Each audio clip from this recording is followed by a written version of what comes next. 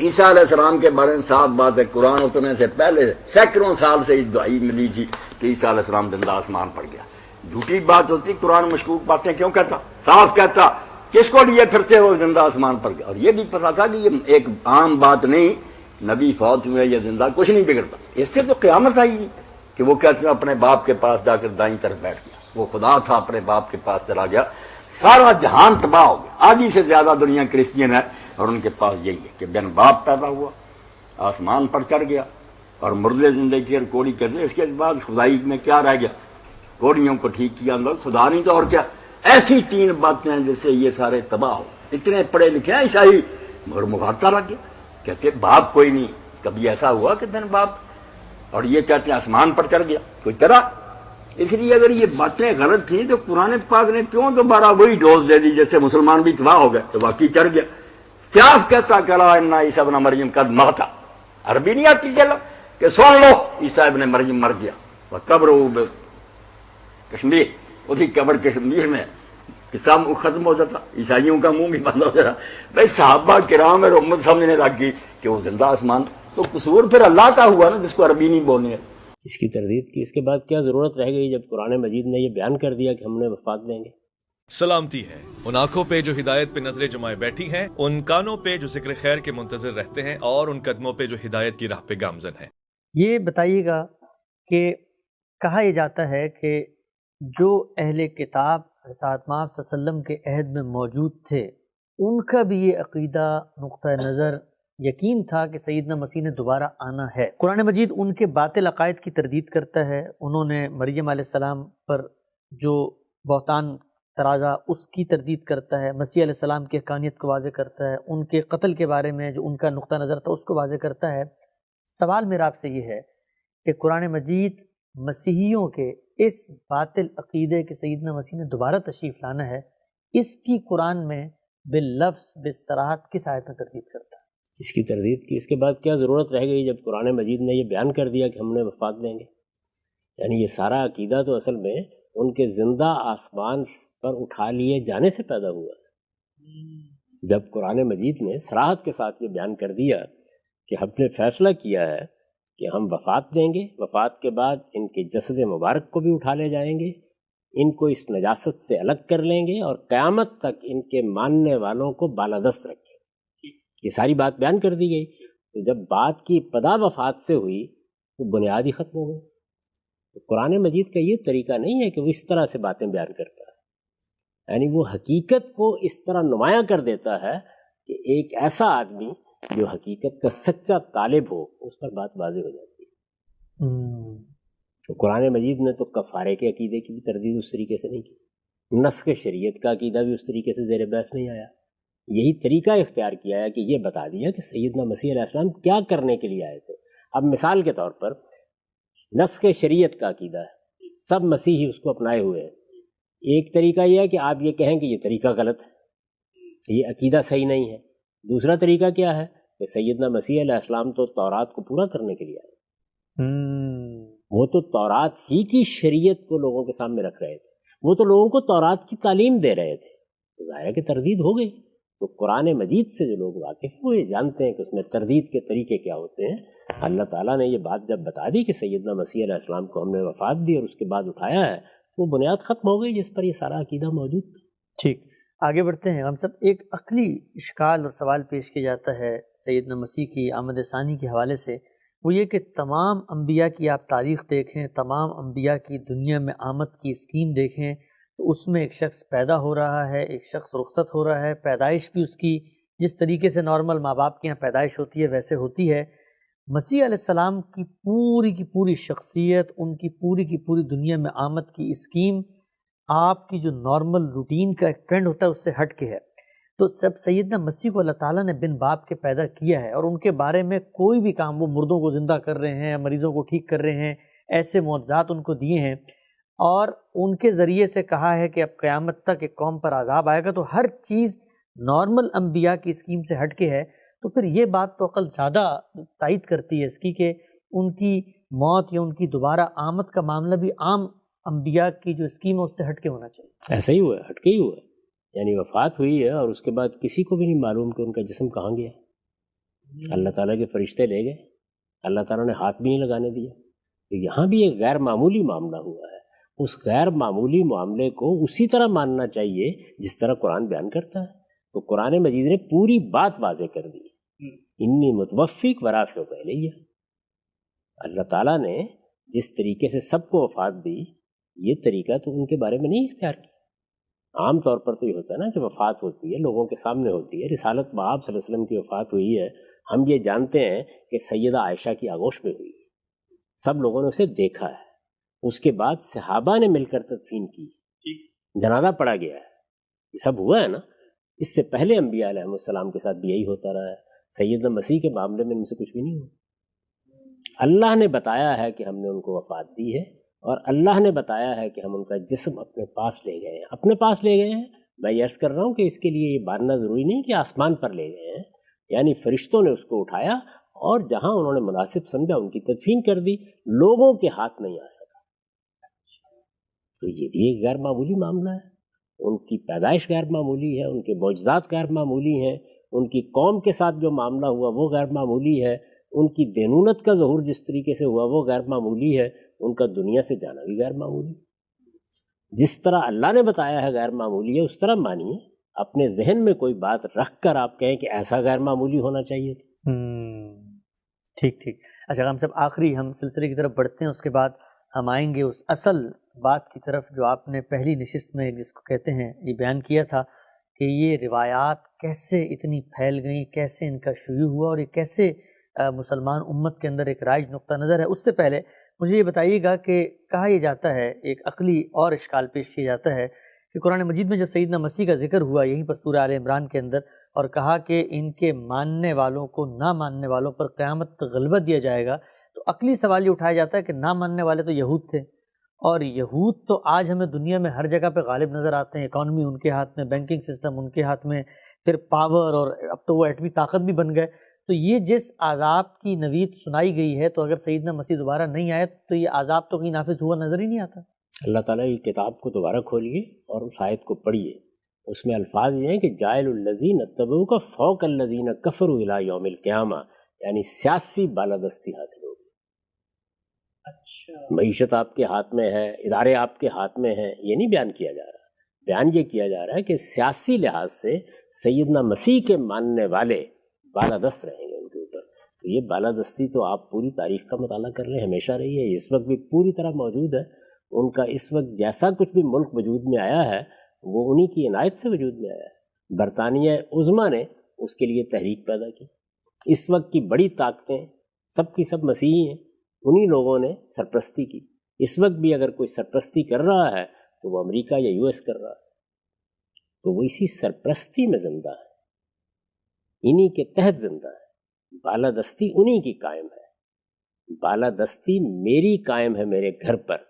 یہ ہو سکتا ہے کہ آپ کو معلوم ہو کہ میں نے ایک چوکیدار رکھا ہوا ہے، وہ بہت دخیل ہو گیا گھر کے معاملات میں جب چاہوں گا اس کی گردن میں روڑ دوں گا، باہر نکال دوں گا۔ تو یہ بالادستی سیاسی بالادستی ہے، تو وہ آدمی اندھا ہوگا جس کو یہ نظر نہیں آ رہی ہے، وہ موجود ہے، پوری قوت کے ساتھ موجود ہے، اور وہ فوراً بعد ہی قائم ہونے کے آثار پیدا ہو گئے۔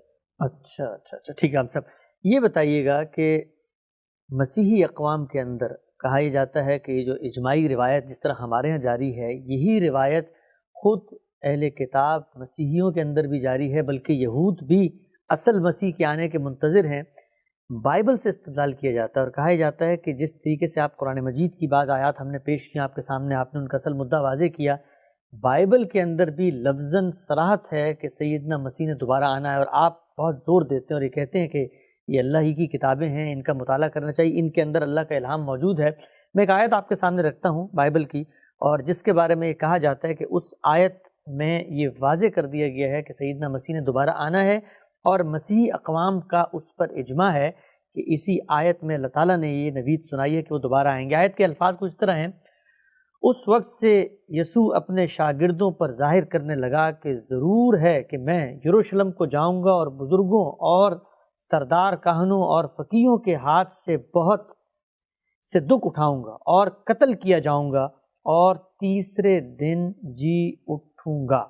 تو جب بائبل میں بھی اس کی صراحت آتی ہے، روایات میں بھی آتی ہے. قرآن مجید کی تو تردید ہو گئی، روایات پہ آپ نے اشکالات پیش کر دی، اس پر اصل نقطہ نظر کیا وہ آئے گا.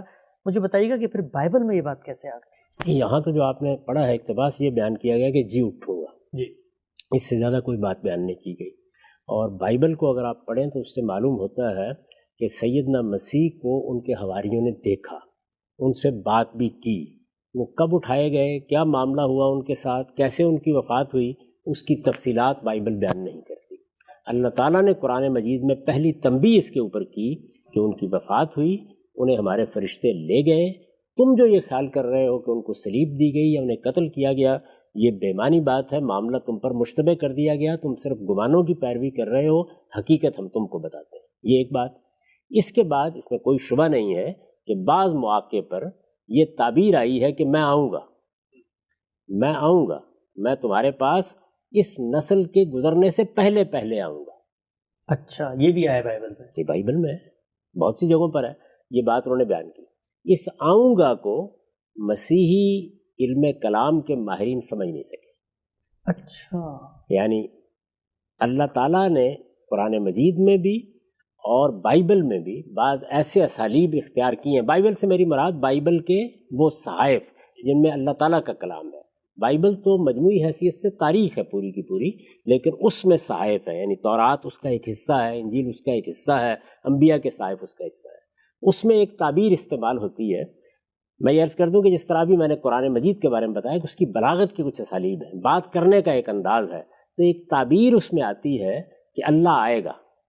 یہ تعبیر قرآن میں بھی استعمال ہوئی ہے. اچھا، قرآن مجید کی سورہ حشر میں دیکھیے، حتی یاتی ربک، عطا ربک، تیرا رب آ گیا.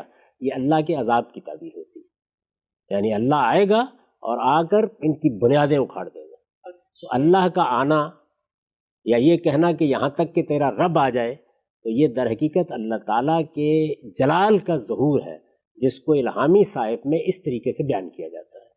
سیدنا مسیح علیہ السلام کے بارے میں ہم جانتے ہیں کہ وہ اللہ کے رسول تھے. اللہ کے رسول کی حیثیت سے انہوں نے حجت تمام کر دی. ان کے بارے میں یہ فیصلہ ہو گیا کہ جو کچھ انہوں نے کہنا ہے کہہ دیا، لیکن قوم ماننے کی بجائے خود ان کے قتل کے درپے ہو گئی. جتنے بھی اس زمانے کے مذہبی پیشوا تھے خود وہ اس بات کی تحریک کر کے اٹھ کھڑے ہوئے کہ رومی ان کو صلیب دے دے. اللہ تعالیٰ کا قانون قرآن میں یہ بیان ہوا ہے کہ جب کوئی قوم اپنے پیغمبر یا اپنے رسول کے بارے میں اس جگہ پہنچ جاتی ہے تو اللہ تعالیٰ اس قوم کا فیصلہ سنا دیتے ہیں. وہ فیصلہ سنا دیا گیا، اور فیصلہ سناتے وقت ظاہر ہے سب سے پہلی چیز کیا ہے، قوم پر عذاب آئے. ٹھیک. عذاب کے بارے میں قرآن مجید میں آپ بارہا یہ سن چکے ہیں کہ دو صورتیں ہوتی ہیں، یعنی یا اللہ کے پیغمبر کے سامنے آتا ہے یا اس کے دنیا سے رخصت ہونے کے بعد آتا ہے. اما نرینک بعض الذی نعدہم، اما نرینک بعض الذی نعدہم او نتوفینک. سیدنا مسیح کی وفات ہو گئی، اس پر ہم بہت گفتگو کر چکے ہیں. ان کے بعد یہ عذاب آیا، اور یہ عذاب رومیوں کے حملے کی صورت میں آیا. اس کے نتیجے میں وہ بہت بڑا واقعہ اور حادثہ ہوا جس نے یروشلم سے یہودیوں کو ہمیشہ کے لیے نکال دیا. یہ معمولی حادثہ نہیں تھا، میں اس کی تفصیلات ابھی آپ کے سامنے رکھوں گا. سیدنا مسیح حقیقت میں یہ بتا رہے ہیں کہ اس وقت تو تم مجھے مارنے کے در پہ ہو، مجھے قتل کرنے کے در پہ ہو، لیکن میں آؤں گا، اور اسی نسل کے دنیا سے رخصت ہونے سے پہلے پہلے آؤں گا.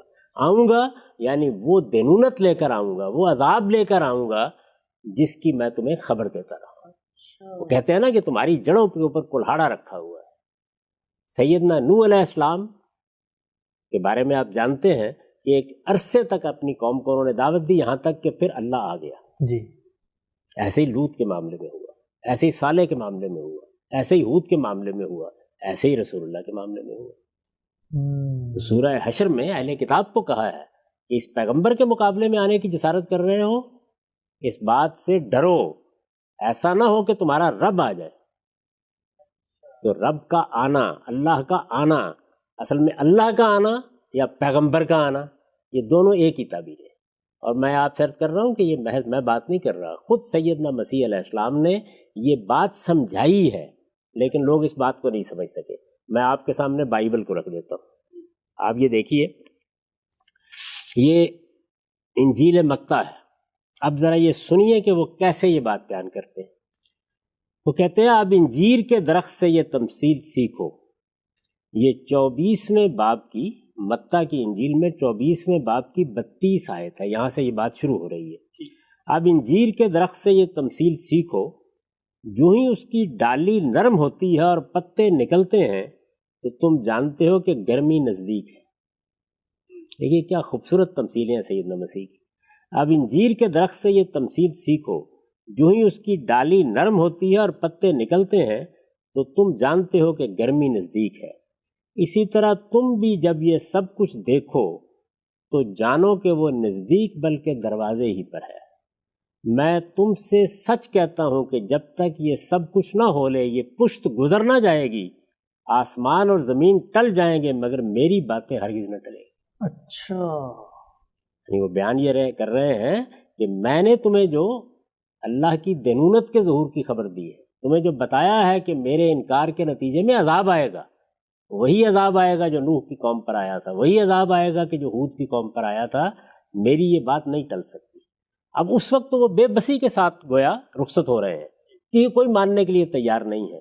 وہ بتا رہے ہیں کہ یہ ہونا ہے میرے بعد، اور وہ آپ جانتے ہیں کہ 70 عیسوی میں پھر ہوا. میں اس کی تفصیلات بتاؤں گا. آگے سنیے. لیکن اس دن اور اس گھڑی کو کوئی نہیں جانتا، آسمان کے فرشتے بھی نہیں مگر فقط باپ. یعنی وہ کب آئے گا؟ آپ دیکھ رہے ہیں نا قرآن مجید میں بھی جگہ جگہ رسول اللہ سے مطالبہ کیا جاتا ہے کہ وہ عذاب کب آئے گا جس کی دھمکی سنائی جا رہی ہے. جواب کیا دیا جاتا ہے؟ اس کا وقت اللہ ہی جانتا ہے. یعنی عذاب کب آئے گا اس کا وقت بھی اللہ ہی جانتا ہے. آخر تک اللہ تعالیٰ کہتے ہیں کہ کیسے آئے گا میں یہ بھی نہیں بتاؤں گا. یہ آخر تک کہاں کہتے ہیں ہم سب؟ سورہ توبہ میں دیکھ لیجیے. اچھا، وہاں پر بھی یہی الفاظ ہے. وہاں صحابہ کرام سے یہ کہا گیا کہ ان سے یہ کہو کہ اللہ تعالیٰ کا عذاب آئے گا، ان یصیبکم اللہ بعذاب من عنده او بایدینا. اچھا، یعنی یہ بھی ہو سکتا ہے کہ آسمان سے آئے اور یہ بھی ہو سکتا ہے کہ ہمارے ہاتھوں سے آئے. تو طریقے کے بارے میں بھی آخر تک اللہ تعالیٰ واضح نہیں کرتے. اس وقت تک بھی صورتحال یہی ہے. لیکن اس دن اس گھڑی کو کوئی نہیں جانتا، آسمان کے فرشتے بھی نہیں مگر فقط باپ. اب سنیے آگے، انہوں نے کوئی کسر چھوڑی ہے. جس طرح نوح کے ایام میں ہوا، قرآن مجید میں بھی آتا ہے نا، جیسے عاد کے ساتھ ہوا، جیسے سمود کے ساتھ ہوا، جس طرح نوح کے ایام میں ہوا اسی طرح ابن انسان کی آمد ہوگی.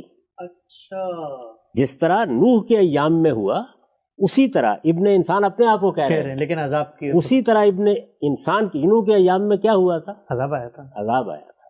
تو یہ عذاب کی تعبیر ہے.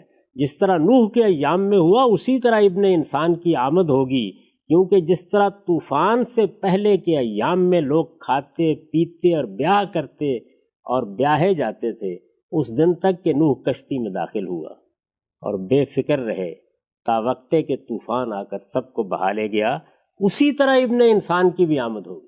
اچھا، یعنی اپنے آپ کو عذاب کا مترادف بیان کر رہے ہیں وہ. یہ بہت خوبصورت اسلوب ہے جس کو بدقسمتی سے لوگ نہیں سمجھ سکے. اور مسیحیوں کے ہاں بھی ان کی آمد کا، ان کی آمد ثانی کا عقیدہ پیدا ہو گیا.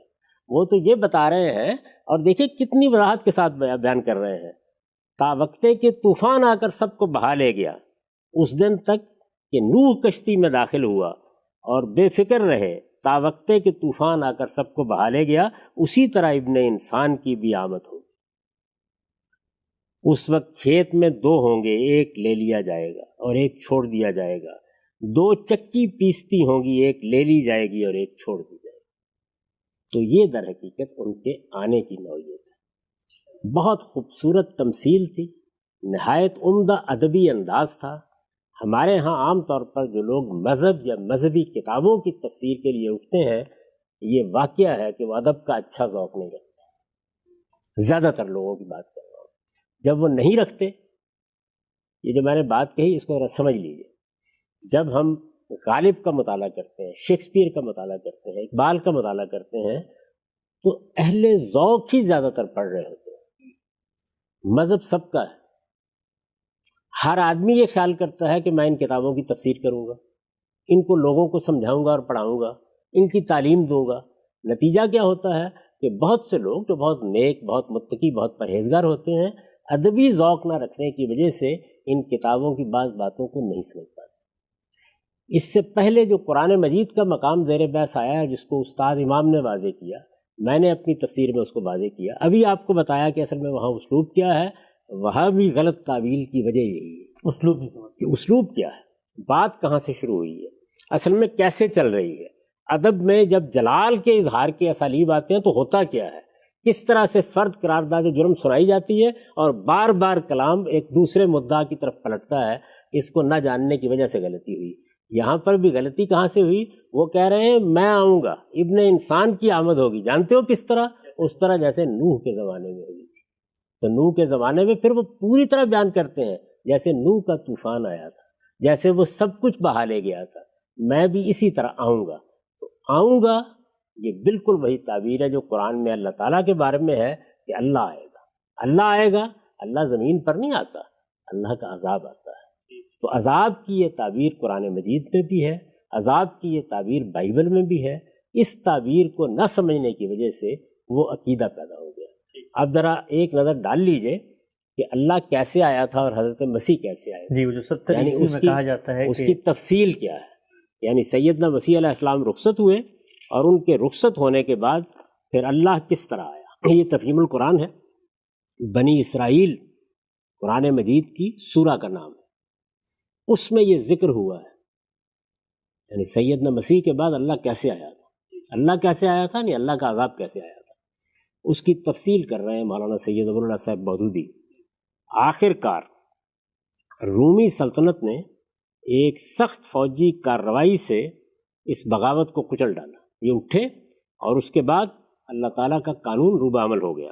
اور 70 عیسوی میں تیتوس نے بزور شمشیر یروشلم کو فتح کر لیا. 70 عیسوی میں اس موقع پر قتل عام میں 1,33,000 آدمی مارے گئے، 67,000 آدمی گرفتار کر کے غلام بنائے گئے، ہزارہا آدمی پکڑ پکڑ کر مصری کانوں میں کام کرنے کے لیے بھیج دیے گئے. یہ آپ نے دیکھا جب انہوں نے یہ پیشین گوئی کیا تو آخر میں کہا چکی پیستی ہوئی ایک لے لی جائے گی اور ایک چھوڑ دی جائے گی. اچھا، بعض مار دیے بعض غلام بنا لیے. جی بالکل ایسے ہی. پوری تفصیل ان کا انداز ہے، تمثیلوں میں بات کرتے ہیں. انہوں نے تمثیل میں بات کی، افسوس لوگ نہیں سمجھ سکے. 67,000 آدمی گرفتار کر کے غلام بنائے گئے، ہزارہا آدمی پکڑ پکڑ کر مصری کاموں میں کام کرنے کے لیے بھیج دیے گئے، ہزاروں آدمیوں کو پکڑ کر مختلف شہروں میں بھیجا گیا تاکہ ایمفی تھیٹروں اور کلوزیوموں میں ان کو جنگلی جانوروں سے پھڑوانے یا شمشیر زنوں کے کھیل کا تختہ مشق بنانے کے لیے استعمال کیا جائے. تمام دراز قامت اور حسین لڑکیاں فاتحین کے لیے چن لی گئیں اور یروشلم کے شہر اور ہیکل کو مسمار کر کے پیوند خاک کر دیا گیا. سوچئے ذرا، اندازہ کیجئے. اس کے بعد فلسطین سے یہودی اثر و اقتدار ایسا مٹا کہ 2000 برس تک اس کو پھر سر اٹھانے کا موقع نہ ملا اور یروشلم کا ہیکل مقدس پھر کبھی تعمیر نہ ہو سکا. بعد میں کیسر ہڈریان نے اس شہر کو دوبارہ آباد کیا، مگر اب اس کا نام ایلیا تھا اور اس میں مدت دراز تک یہودیوں کو داخل ہونے کی اجازت بھی نہیں تھی. یہ عذاب ہے جو سیدنا مسیح علیہ السلام کے بعد ان پر آیا. اس کی انہوں نے پیشین گوئی کی اور اس کو اس طرح بیان کیا کہ ابن انسان آئے گا. یعنی تم مجھے اس وقت بھیج رہے ہو، میں جا نہیں رہا، میں آؤں گا اور رسولوں کے بارے میں جو اللہ تعالیٰ کا قانون ہے اس کے مطابق تمہارے ساتھ بھی وہی ہوگا، تمہیں بھی اسی طرح سے سزا دی جائے گی. چونکہ یہود اصلاً توحید کو ماننے والے ہیں، اس لیے سزا بہرحال محکومی ہی کی دی جانی تھی. یہ بات بھی قرآن نے واضح کر دی ہے. تو یہ محکومی کی سزا پھر اس طرح ملی کہ جس کی تفصیلات پڑھنے کے بعد تاریخ میں رونگٹے کھڑے ہو جاتے. حامدی صاحب، بہت ہی تفصیل سے آپ نے بتایا، اور میں بطور طالب علم یقینی طور پہ یہ بات کہوں گا کہ آپ کا جو استدلال ہے اس سے نہ صرف کہ قرآن مجید بلکہ بائبل کو بھی سمجھنے میں جس قدر مدد مل رہی ہے